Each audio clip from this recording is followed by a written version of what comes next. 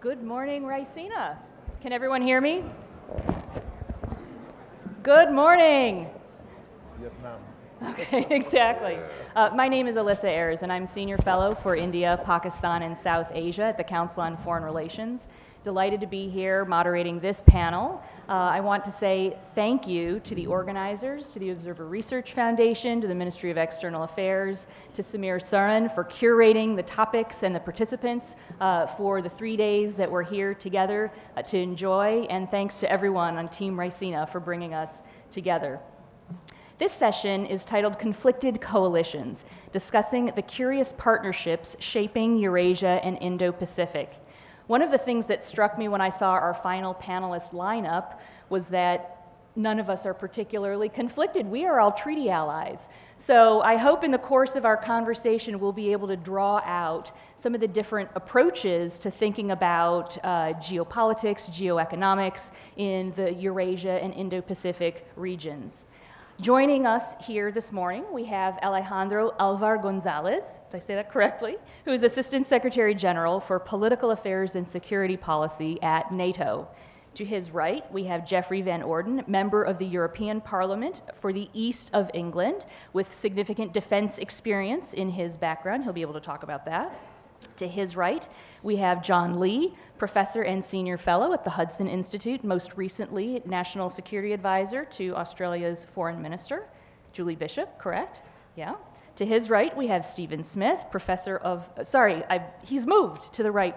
To John's right, we've got Vice Admiral Hervé de Bonaventure, who is Deputy Director General, Ministry of Armed Forces in France. And to his right, we have Stephen Smith, who is Professor of Law at the University of Western Australia and also part of the board of the Perth US-Asia Center, and very significant defense expertise in his background as well. So we've got a very strong national security and defense set of panelists with us here today. One of the things I wanted to try to draw out as we think about the Eurasia and the Indo-Pacific regions and the kinds of challenges that we are facing in these regions that suggest new incentives for traditional allies to reach out and partner with countries with which we may not necessarily have a similarity of approaches. We are seeing this increasingly, for example, in the fields of the global commons. Take climate change, or take the question of counter-piracy in the Indian Ocean. Some interesting coalitions on that front. Different incentives are created for cooperation among differing competitors. And it is, of course, entirely possible for competing countries that don't necessarily share an alliance relationship, to have strong economic relations. So there's sometimes tension, sometimes conflicted coalitions between national security and geoeconomic interests. Of course, there is the idea that trade can bring countries together and, in fact, even prevent conflict from developing. So that's another thought we might want to surface during the course of our conversation. We might also want to spend some time, implicit in the title of this panel, thinking about Eurasia and the Indo-Pacific, and thinking about the way we perceive specific geographic frameworks and what changing geographies, particularly in the context of the Indo-Pacific, what that suggests in terms of new opportunities for partnership or coalitions. So with that as the backdrop, let me go ahead and ask each of our panelists to offer to you a sort of 3-minute introduction, their sense of one single example that they see as most significant, the most important geopolitical or geoeconomic example of issue-based alliances that are increasingly developing either in Eurasia or the Indo-Pacific. Alejandro, I will turn and start with you. Thank you very much. Let me see, you've said most of the things I would like to say. So I'll try to give another perspective to this debate. I used to be, in the prehistoric times, a student of political sciences. Therefore, I knew very, very little of physics. We were talking about this yesterday. But I've tried to study, and I've discovered, to the amazement of those who know a little about physics, that this planet is shrinking. It's becoming smaller and smaller. This is the first law of globalization.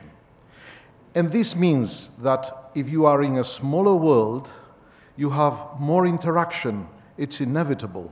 And as a consequence of interaction, you can also get to friction because you are mixing in a smaller space.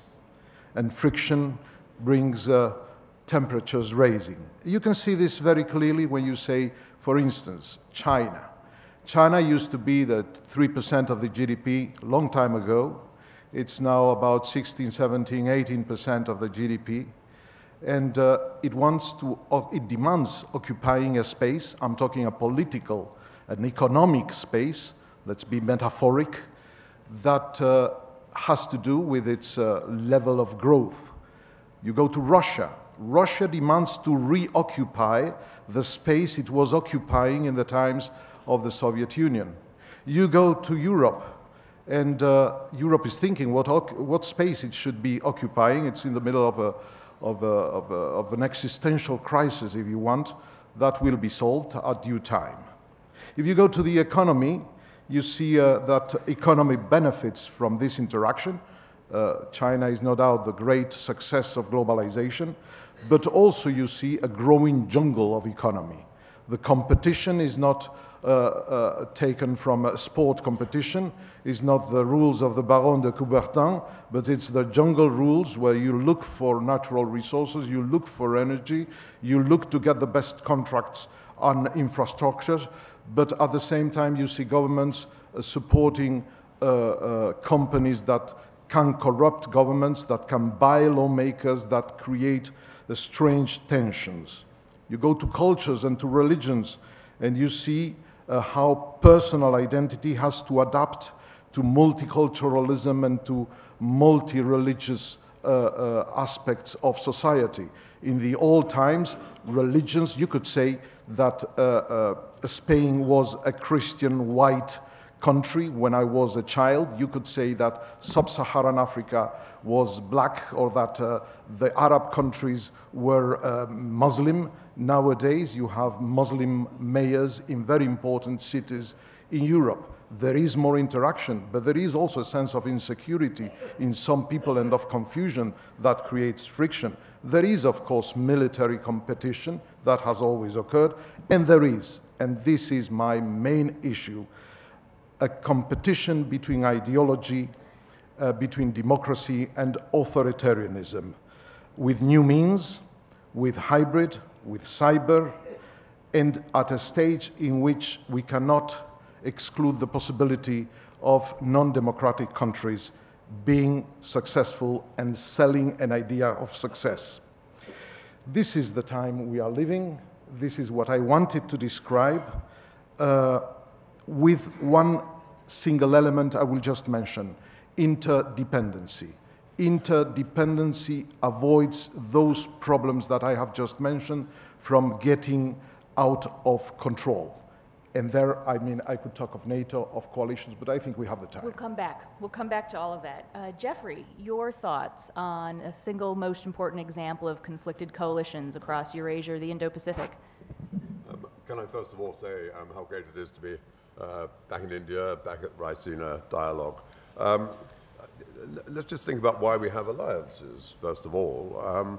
First of all, there are these great strategic alliances which are there to defend territorial integrity and to defend wider interests, whether they are democracy or freedom of the seas, as we've heard a lot about already during the dialogue. And of course, the superb strategic alliance is NATO, which harnesses the world's great superpower, the United States, which will remain the world's great superpower, I would say, for the foreseeable future, harnesses the United States' power to the security of Europe and those wider interests that I've mentioned. And then you have, of course, what I would call sort of ad hoc or tactical alliances, which you see springing up in various places. We've had coalitions of the willing. Maybe the coalitions of the willing is going to be the way for the future in many parts of the world. But if we look at what's happening in the world at the moment, let's just look at what I call the Middle East, what many of you will call West Asia. If we look at that part of the world and look at the impact of Iran and how that has confused what we might have taken for granted in regional alignment. So, for example, Israel sees Iran as an existential threat. Israel, of course, already has arrangements with countries like Egypt and Jordan, but interestingly now, Saudi Arabia as well. Iran is seen as something of a threat to the Gulf Sunni states. And then, of course, there's another dimension there. We find Iran sitting with Russia and Turkey in the Astana process. Turkey, of course, is a NATO ally. What impact is this going to have on the relationships within the NATO alliance, and indeed concerning that pivotal country, which I believe Turkey to be? And then I just want to say a word or two about the sort of EU ambitions. We've heard of something of that in the last few days, where now there is a new intention to develop a European Union defense capability. Now, I don't think the EU is very clear whether it wants to be some sort of global actor, and we have heard that expression used in the last few days, or whether it wants military forces for regional or local purposes. There's a lack of clarity there. My concern would be that we could end up bifurcating that great strategic alliance, which is NATO, that the European Union becomes more closely entwined within itself, and that there is a greater divide between Europe and the United States. That is my great concern. And I also very briefly say something about the United Kingdom, which was missing from the platform when we had the naval senior officers here yesterday. But of course, the United Kingdom has an increasing presence in the Indo-Pacific region. There will be a carrier task group that's available from about 2021 onwards, but already, of course, the United Kingdom has the largest and most capable armed forces in Europe, and we have close relationships in many parts of the Indo-Pacific area. We have territory right in the heart of the Indian Ocean. We have bases, a new base in the Gulf, HMS Geoffrey, and we are developing other basing capabilities. So I think the United Kingdom will be an increasing presence in this region in the future. So I hope very much next year we'll have a Chief of the Naval Staff sitting on that platform as well. Thank you. John. Thank you, Lisa. It's on. Let me begin with the Indo-Pacific. And the Indo-Pacific is obviously a maritime region. And it seems to me that virtually almost every significant maritime state in the Indo-Pacific has come up with these three conclusions. The first is that there is immense concern with Chinese actions and intentions, and that concern is growing. The second conclusion they come up with, I think they've done the math, and the math tells them that there is no possible sustainable, effective, strategic or military balance without the United States. That's just a numerical fact, regardless of what various countries think of the United States in the Indo-Pacific.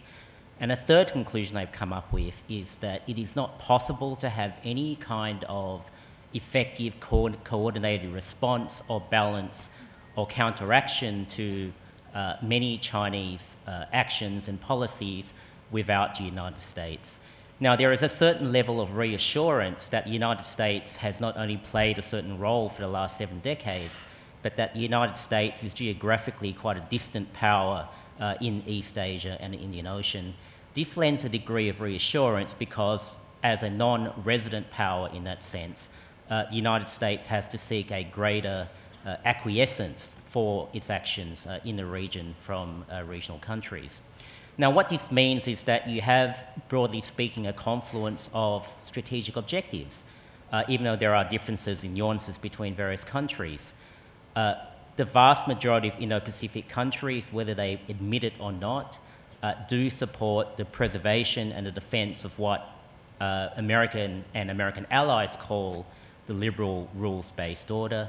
Now, this is not because every country has an equal and profound commitment to the principles of a liberal rules-based order, but it's because they believe, and in my view correctly, that that liberal rules-based order is the best guarantee they have of preserving some of their rights and privileges and interests, particularly for small and middle-sized states. Eurasia is very different. And here I talk about the countries to the east of Europe. In much of Eurasia, the countries, they are not connected to the global economy in the same way. They are not connected to global supply chains. They do not have the same access to global finance. And the United States and other Western countries do not have the same economic or strategic footprint in much of Eurasia compared to the Indo-Pacific.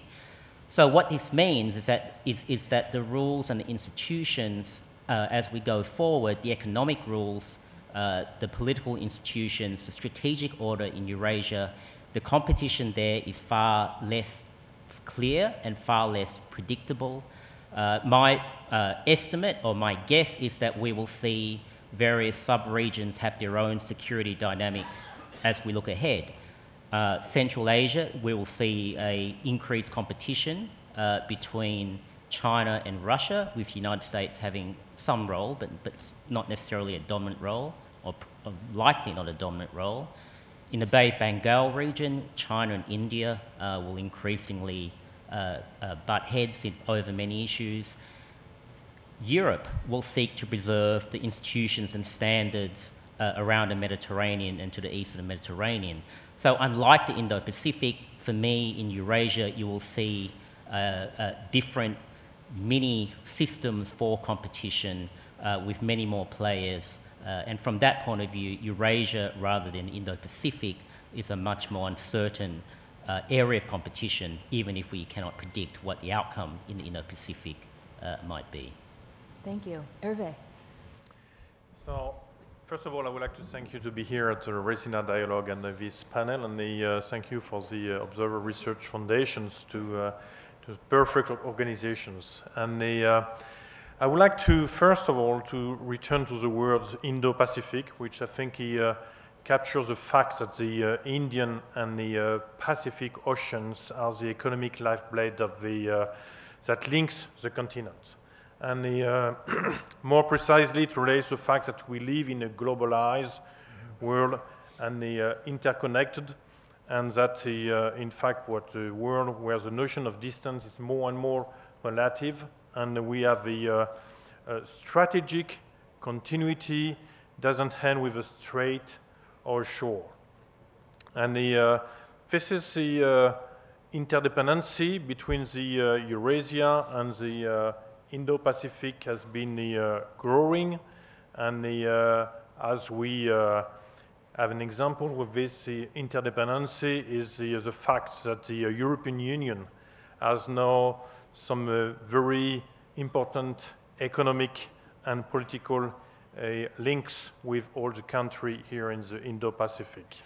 Of course, France has these own territories here in the Indian Ocean and also the Pacific Oceans, especially with the 8 million square kilometers, the exclusive economic zone, which give us important role to protect our resources in this economic exclusive zone. What we think about this Indo-Pacific is to establish altogether a strategy in 4 key points. The first one is to maintain a dialogue. Before all the crises, we have to maintain a constant dialogue and discussion between countries. That's the first point. The second one is to help country to maintain sovereignty. We do that as a France, as a Europe, with the program to support and develop countries, especially the failed countries. The third one, of course, is to increase our cooperations, exercise, exchange, and links.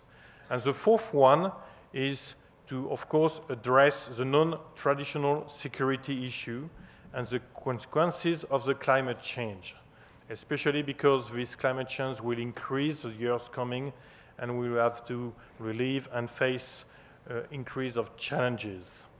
One of the challenges I would like to raise and pinpoint this morning is how we can protect the ability for us to protect the international rule-based order in the waters, the UN clause, the United Nations Convention Law of the Sea.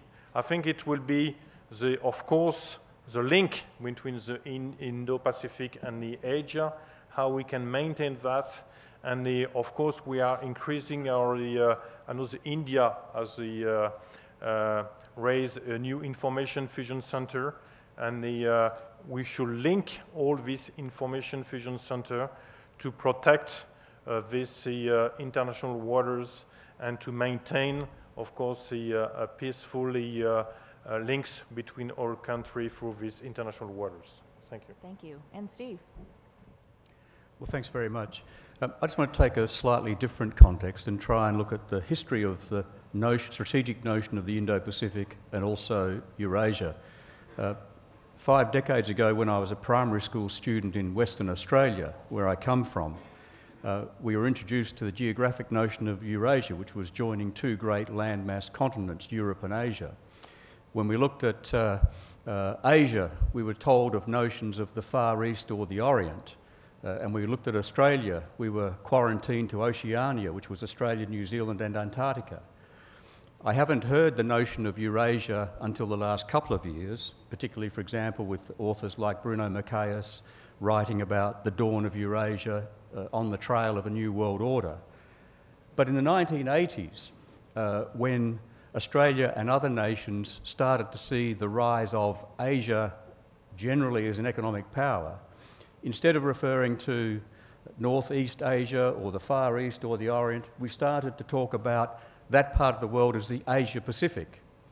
The Pacific because you had the great US economy, which was ongoing, Asia because you had Japan, to a lesser extent Korea, but also we understood then that China was on the rise as a significant economic power.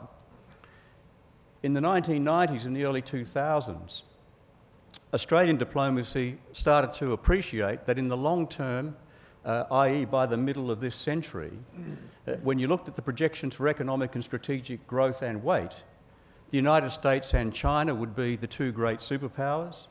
India would join as the 2nd or 3rd largest economy in the world and therefore a 3rd superpower. But the 4th largest economy in the world would be either Indonesia by itself or Indonesia with the ASEAN Economic Community. And so when you do that analysis, you say, well, how can you describe the Asia-Pacific without precisely identifying the contribution that India will make as a 3rd great power with the United States and China, both strategically and economically, and how can you ignore Indonesia's emergence as a global influence, not just a regional influence? So the notion of the Indo-Pacific is essentially an acknowledgement that India, and to a lesser extent Indonesia, will become central to geostrategic influence. And so why wouldn't you then call the Asia-Pacific the Indo-Pacific to include India and to also include Indonesia? You couldn't continue to describe matters as the Asia-Pacific if only because APEC continues to make the mistake of not including India amongst its members. So Australian foreign policy had this designation formally for the first time in 2013 in our Defence White Paper, and that carried through to a subsequent foreign policy white paper. And so the Indo-Pacific is the Asia-Pacific plus India. I make this point advisedly, it's not the Quad. The Quad is a one-off meeting more than a decade ago of 4 like-minded countries, and a second one-off meeting of the same 4 like-minded countries 11 or 12 years later. And as Australia's Foreign Minister and the Chief of the Defence Force made clear yesterday, we'll see where this development goes. But if you have a strategic concept which includes the United States and China and goes all the way to India, and on some people's view, including my own, the east coast of Africa, as the Indo-Pacific, It's not possible to have a single piece of regional architecture to deal with that strategic design. But if there is one piece which gets close, it's certainly not the Quad, it's the East Asia Summit. Because the East Asia Summit does a couple of things.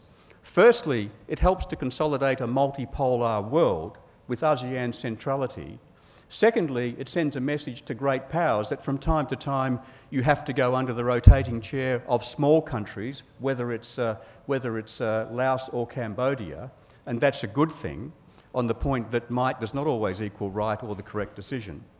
But what it also does, as the East Asia Summit, it includes the great powers that we're talking about, China, US and India, and as well Japan, Korea, Australia, Russia, the United States.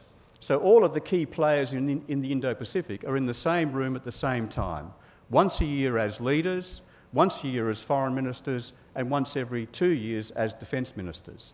So if there is a piece of architecture which reflects the strategic concept of the Indo-Pacific, it's certainly not the Quad, it's the East Asia Summit. And the addition in recent years of the United States and Russia into the East Asia Summit has been an unambiguously good thing to give you that design. What are the significant issues that we face in the Indo-Pacific? To me, they're quite clear. It's the uncertainty which comes from a changing world, the uncertainty which comes from a much more assertive China, and the uncertainty which comes from Trump's United States. On Eurasia, and I say this as an amateur looking at Eurasia, it seems to me that just as Australia and other nations in the Indo-Pacific acknowledge the strategic weight and importance of the rise of India as a great power and the emergence of Indonesia and the importance of the East Asia Summit, so have our European colleagues worked out that in a changing world, they also have to look east. And so what is a device or a notion which gives them the strategic entree into Asia? It's Eurasia. And I don't say that critically. It actually forces Europe to say, we need to grow our relationships, not just with China, not just with Japan, but with India and also Indonesia. Can I make a point about Indonesia? Indonesia will be the 4th largest economy in the blink of an eye, and I think Indonesia has been mentioned in passing on 2 occasions at this dialogue. You know, and that is, I think, a fundamental flaw in our approach in not understanding the significance of Indonesia's development. Eurasia as a concept and the Indo-Pacific as a concept, of course, don't by themselves give you significant difficulties. With or without the notion of Eurasia, Europe would still have its tensions with Russia. With or without the notion of the Indo-Pacific, China and the United States would still be in competition. But these strategic notions give you a chance to say, how can we try and manage these changes to the world order in a way in which peace, security and prosperity continues and not conflict? And so in the Indo-Pacific, the great challenge is how can we ensure that competition between the United States and China, whether it's economic, strategic or military, is resolved peaceably and not in a way which descends into conflict. And in Eurasia, my European colleagues will be much more au fait with all of the various issues, but how can we use the Eurasian concept to have Europe looking to the emerging great world powers, India and Indonesia, and use that as a strategic concept to assist them in the resolution of their issues and disputes in a peaceful way which leads to ongoing prosperity, peace and security. So that's the challenge to me. We have a changing world order where we've gone from post-Cold World War, the United States being the one superpower. We'll go to 2 superpowers, US and China. In the blink of an eye, there'll be 3 superpowers, US, China and India. How do we manage these? That was always ahead of us from a decade ago. What has now complicated that and made that more tactically difficult is greater Chinese assertiveness. We're no longer looking at the notion of the responsible stakeholder, but how do we respond to increased Chinese assertiveness, whether it's ignoring the Permanent Court of Arbitration or the militarisation of the South China Sea, and how do we ensure that the management of these issues is done in a peaceable way? Thank you. Before we turn to Q&A, we've got about 8 minutes, and I wanted to make sure that we spend a little bit of time on the question of Afghanistan, because this is an important regional security issue that affects the militaries and the foreign ministries of all the countries represented on the stage here. It is a regional security issue that involves India. India is the 5th largest bilateral donor to Afghanistan. It's a regional security issue that affects other countries in the region, and I think in many ways exemplifies this challenge of conflicted coalitions, developing the need for cooperation with countries with which you may be facing competition. Here, I think Russia would be an obvious example, and China as well. Both countries are beginning to do quite a lot on Afghanistan. Can I ask Alejandro to speak a little bit, very briefly, because we don't have a lot of time left before we have to get to Q&A, but could you speak a little bit about NATO and the way NATO is approaching cooperation with non-members of the alliance? Yes, Afghanistan is our longest mission right now. We've been there for about, it's 17 years now. It's the occasion in which an Article 5 has been applied, an Article 5 that was supposed to be applied in the case of a Soviet attack. That was the original thought, has been applied for a terrorist attack and in a place like Afghanistan. So this has completely changed the mentality of NATO. NATO is in Afghanistan. It will continue to be in Afghanistan as long as the Afghan authorities think of it as something useful. And we are there, as you were saying, with many other partners that NATO has not only in the context of Afghanistan, but in the general context of many issues around the world. Australia is there, Georgia is there, etc., etc. We believe that there is the need to work for a peace process. We believe that this peace process must be Afghan-owned, but we also do know that there are other actors that have an important role to play. Actors in the region, let me just mention one, Pakistan, whose involvement is absolutely necessary in the right way. But I will underline the need of an Afghan-owned peace process. I will stop there. Okay. Geoffrey, did you want to speak briefly about Afghanistan? Well, Afghanistan's a country in which many of our nations have been involved for many, many years. Over 4 nations actually have been involved in the NATO operations to a greater or lesser extent. Now we have the NATO resolute support. Yes, it is very much assisting the Afghans to stand on their own feet. They still need things like air support.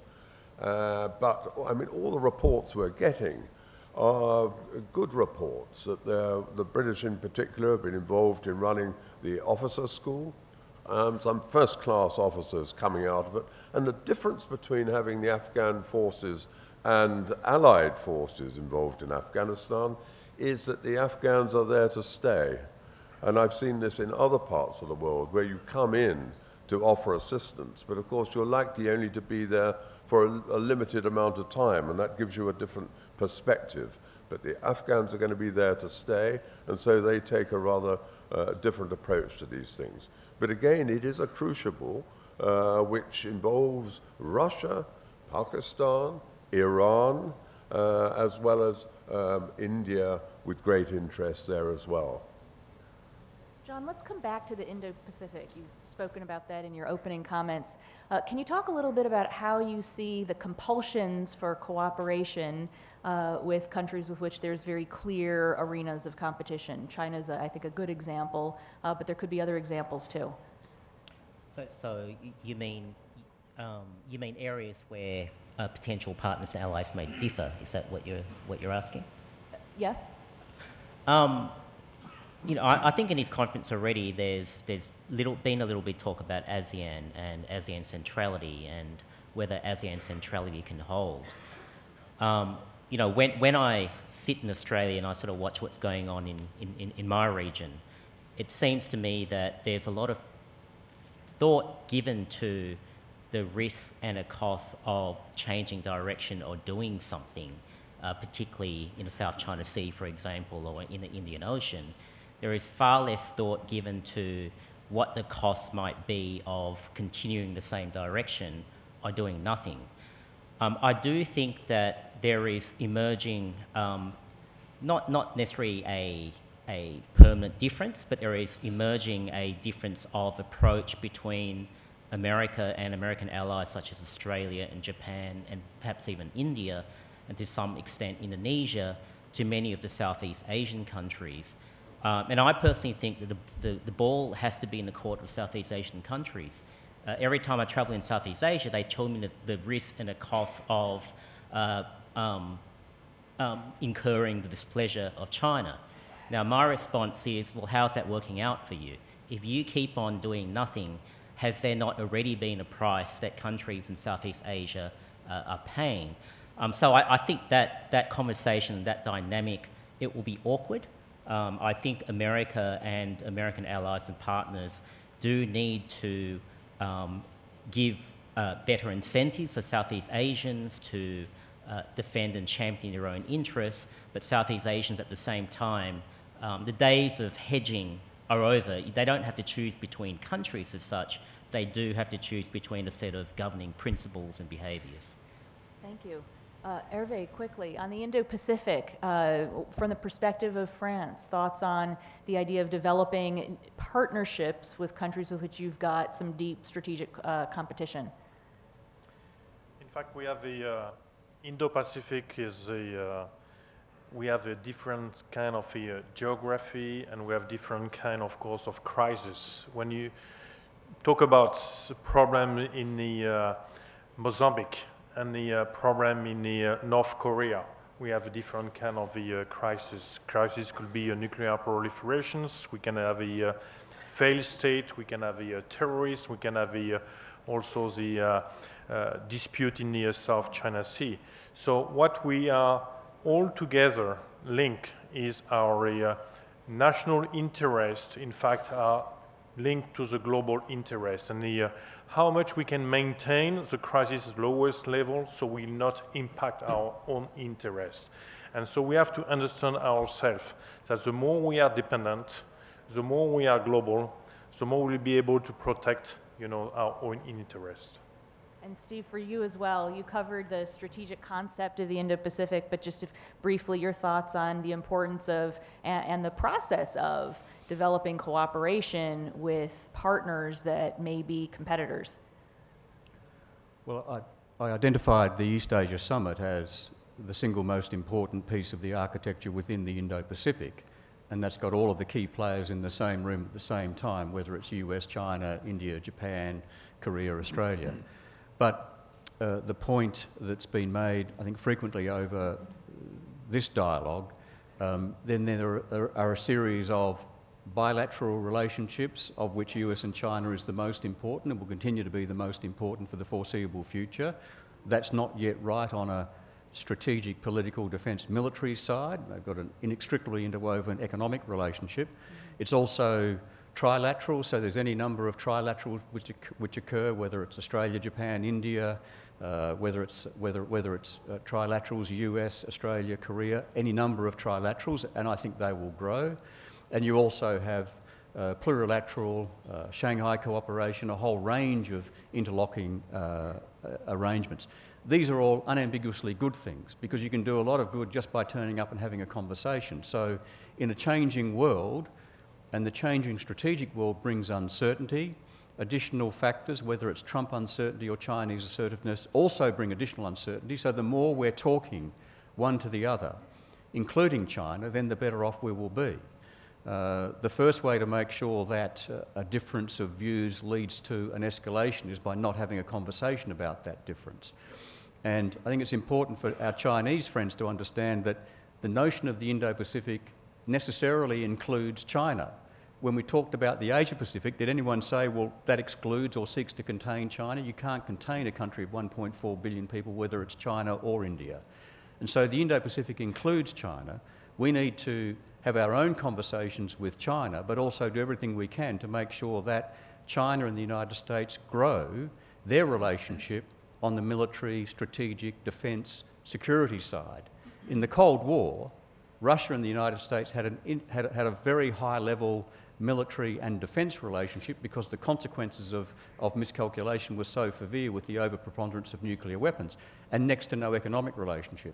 Now we've got a big economic relationship between China and 100 other countries in the world. Most countries represented here. China is their largest trading partner, whether it's the US or Australia or other countries.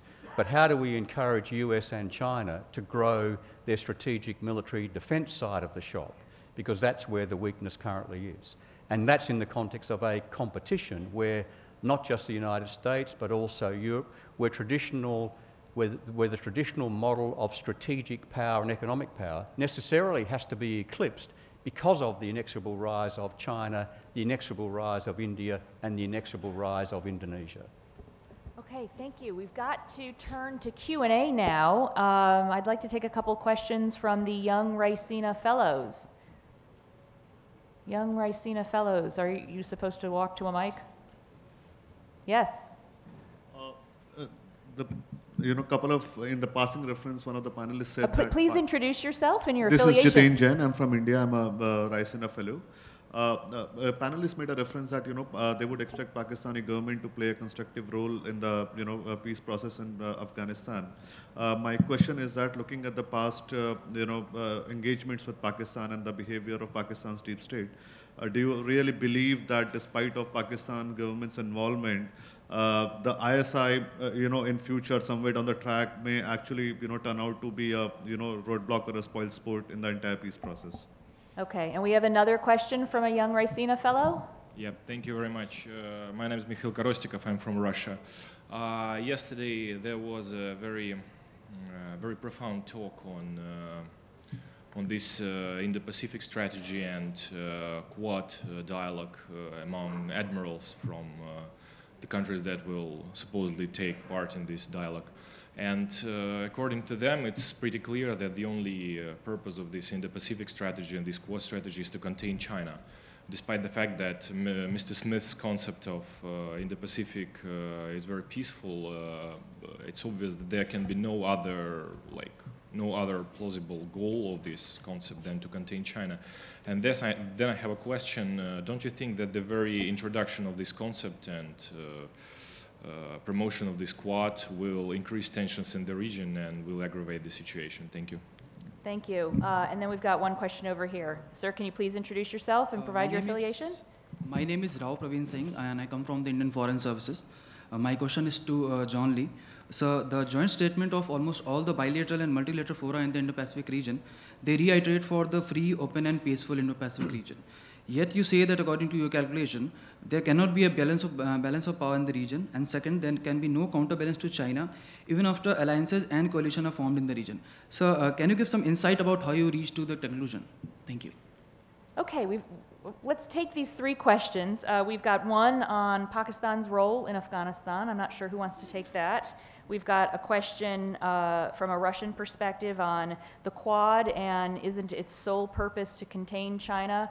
I would like to editorialize and note that I was also here listening to that session yesterday, and that is not the sole purpose. In fact, the purpose is not to contain China, but somebody else can also go on that. And then there's a specific question for John about balance of power in the region. Who wants to take the Pakistan question in the context of Afghanistan? I think I have to. All right, it's yours.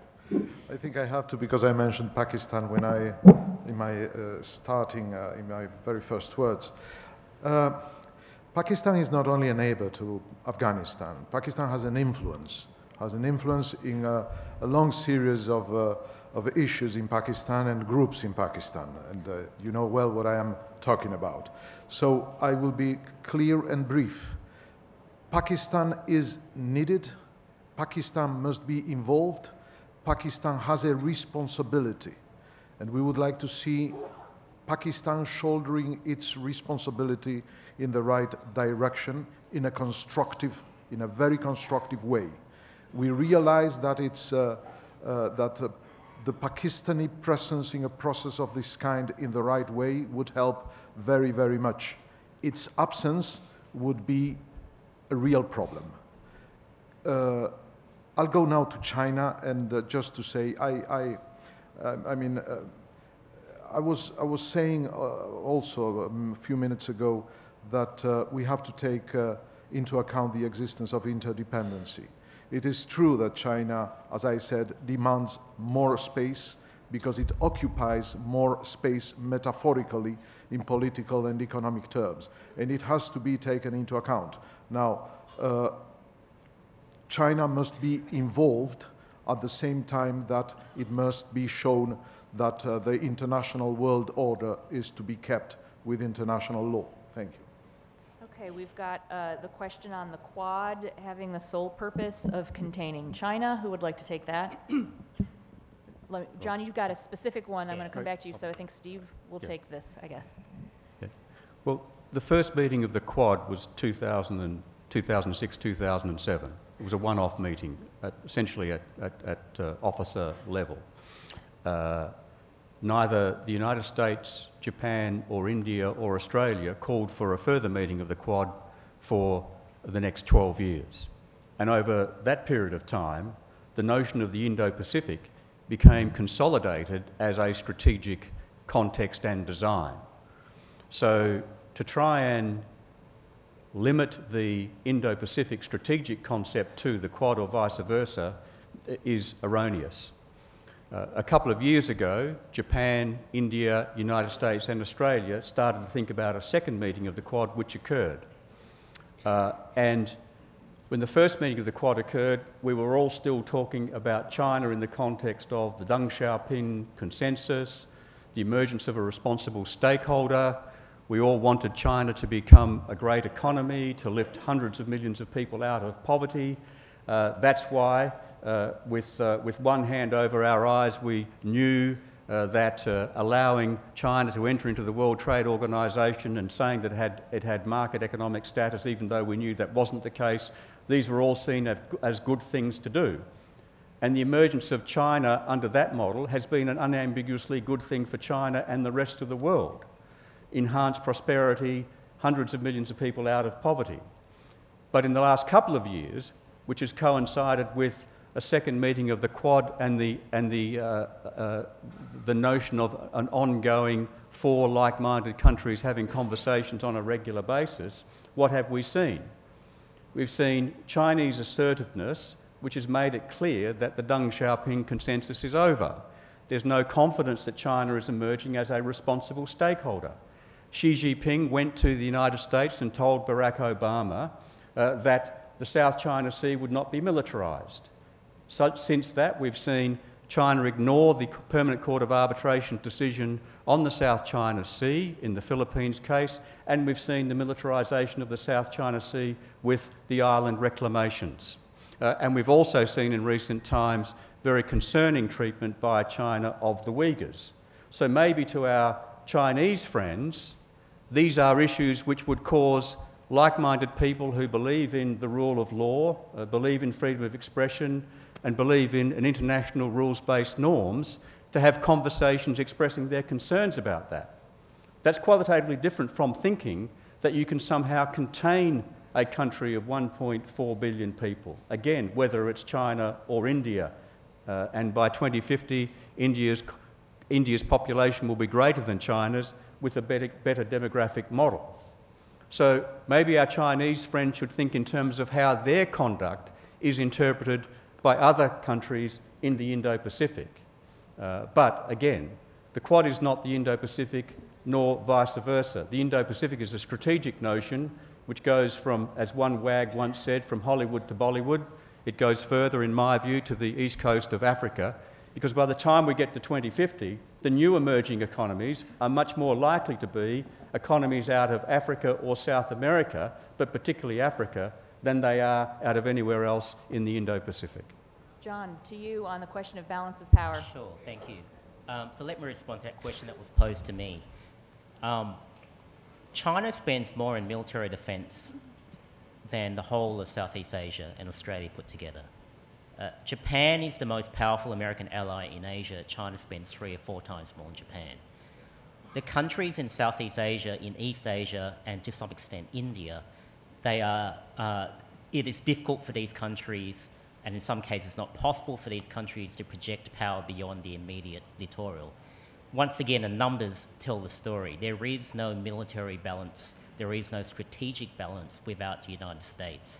And if you look at all the multilateral organizations in the region, whether it be ASEAN, whether it be East Asia Summit, none of these institutions change the power balance. They're essentially diplomatic institutions, which are important. They do not change the power balance.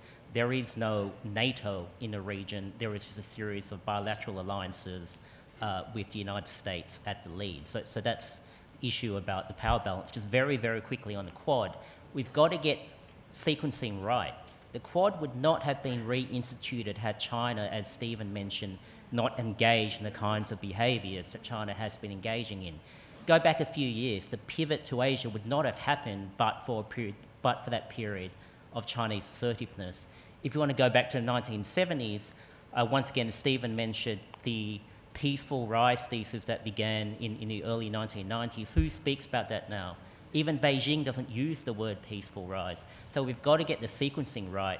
Now, China has every right to implement whatever policies that China sees fit. Other countries, not just the United States, have every right to implement what policies they see fit in response. All right, we're very quickly now going to take 2 more questions. I'm only going to take 2. We're going to have them answered quickly because then we've got to wrap up and have final remarks. We've only got 7.5 minutes left. I'm going to take 1 from here and 1 from there. Over here. Thank you very much. I am Yadira Galvez from Mexico. Mr. Alvear, given the increasing challenge of terrorism and transnational organized crime networks convergence, what is and what it would be the role of NATO against these complex threats? What have you been doing to develop new military capabilities and to strengthen regional cooperation against those threats? Thank you. Thank you. And then 1 over here, and then we're going to answer them. Yes. Thank you very much. Patrick Kugiel from Poland. I have a question to Mr. Alvargonzález. NATO has around 10 so-called partners across the globe, or simply global partners, including Japan, Australia, and Pakistan. But India is not one of them. So don't you think that it's a mistake to ignore India and not to engage India in that kind of regular framework of dialogue and cooperation on issues of mutual concern with Indo-Pacific or Afghanistan? Is it time to change it, and what stop us from having stronger engagement with India? Thank you. So those are all the questions we're going to take. Can I ask a small question, please? Those are all the questions we're going to take, so we have time to finish up. I'm sorry, we're it's running low on time. It's a very small question, actually. Let me go to Hervé. Would you like to take the question on developing capability to fight terrorism and international crime? And then we'll probably come back to Alejandro on the question of NATO specifically. So, with the to fight against the terrorism, the main challenges is to be able to share intelligence, to share informations, and to do that we need to build trust and confidence, so we are able to exchange the confidential informations. So that's the main issue. And I think when you talk about the Indo-Pacific concept, is exactly what we are looking for in this case. It's just because this is an area where we share all together the same values, and so we are able to build this confidence. And to build this confidence, need to get more and more exchanges. But these exchanges, when you talk about the intelligence, it has to be bilateral only, because you exchange informations. And today, I think all countries are concerned by these challenges. And it's a huge amount of informations we have to share. We have, of course, a new technology now to intercept informations. And also we have to be able to analyze the informations and look at what could be real informations, strategic informations, and we have a very good success, I think, for the years coming. We, as the actuality shows that we have some able to prevent some attack in Europe, in France, in the Belgians, and Denmark recently. But we are all concerned by this interactions, because when you look at the attack in France and the Bataclan, this attack was the order from Syria. That's the reason why we are, of course, engaged in Syria. And very quickly, the specific India-NATO question. Let me refer to both questions, sorry, not only to India but also to terrorism, because NATO was mentioned concerning terrorism. NATO has developed plans that have to do with fighting terrorism. Not only developed plans, but developed relations, very close relations with countries that suffer terrorism.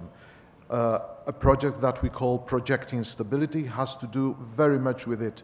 It has to do with implementing plans that will reinforce local capabilities, local military capabilities and institutional capabilities that will, in that way, reinforce the possibility of those countries fighting terrorism. And we have those plans with I would say, all the Maghreb, basically, with Egypt, with Jordan. We are members of the coalition against ISIL, and we are fighting in Afghanistan. I will not go further than that, because as you were saying, the Indian issue has also been asked. But let me say that it's not only military kinetic action that is to be applied, but also that reinforcement of capabilities. Now, concerning India, India has, in the old times, tried always to have a very neutral, non-aligned position. It is still in that way, but times have changed. And we would be very pleased to talk with India, just as we talk with China and we talk with many other partners. I think we have a lot to learn. We have a lot to understand from the Indian analysis. And of course, our Indian friends are always welcome in NATO headquarters. And this is something that I have been trying to talking, in fact, in the last few days with very many Indian counterparts, with which I find that this common analysis is needed and is to be developed. So we've got less than 2 minutes before we end. We're going to finish up with a lightning round of our panelists. We'll start with Steve. What is the single most important on the horizon issue that you would want everybody at the Raisina Dialogue to leave here today thinking about? Lightning round, everybody in order. Single most important relationship for us at the moment is the US-China relationship, and we have to make sure that that doesn't descend into conflict. As soon as we've managed that, then India itself will be a great power, and we'll have to get used to US, China and India. On the Delhi consensus, India will be a great power. That is inexorable. But India is currently adopting the sensible approach of downplaying expectations to enable it to overcommit on outcomes down the track. Hervé, single most important issue we should be thinking about as we leave? I think during the last year we saw that the United Nations models based on the democracy and multilateralism has been challenged and contested. So nowadays I think the previous consensus is no longer universally accepted formally in some cases. And so it will be the next step in the following year about these United Nations models. John? There will be far more greater contestation in what many strategists call the rimlands that connect the Indo-Pacific with Eurasia. So I'm talking about the littoral around Indochina, Bay Bengal, the areas around the coastal areas around Pakistan, around the Persian Gulf. I think these are the areas where increased contestation will intensify over the next decade. Geoffrey? I'd like to see a mobilization of public opinion to understand better the need for investment in defense, not least in my own country, and in other European countries, but more widely as well. People need to understand that we are in a very difficult and challenging world, and more needs to be invested, and it's in their interest to do this. Alejandro? Yes, I'll go back to similar ideas. Taking democracy for granted is a mistake, just as taking peace for granted is a mistake. Democracy is to be defended. Those who take it for granted are on the basis of not putting the means to defend it. because it's already granted. And the same happens with the defense and peace. Therefore, I would say let's stress the need of, in this competition, which is real, between authoritarianism and democracy, be ready to defend democracy, to create resilience and create capabilities for that. Because it is not guaranteed that democracy will prevail in the future, and we must start to do it by being conscious of that. And just one more word, EU-NATO has been mentioned. EU-NATO have a splendid relation, and it should be kept that way. Thank you. Thank you. Will everybody join me in thanking our panelists, and thank you to the Raisina team organizers.